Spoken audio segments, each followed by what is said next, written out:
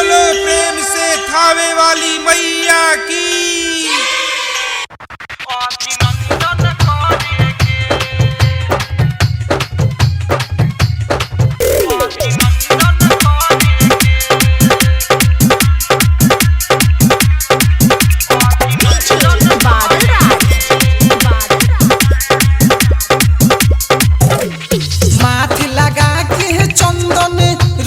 भंजन करे के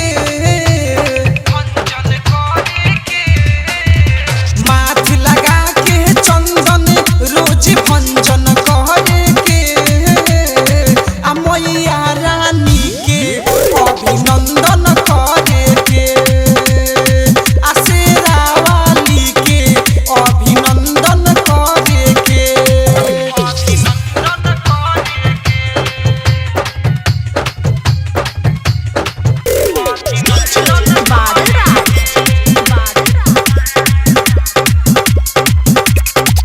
माई से रवाल के महिमा महान बा इन के कृपा से चलत दुनिया जहान बा। माई से रवाल के महिमा महान बा इन के कृपा से चलत दुनिया जहान बा।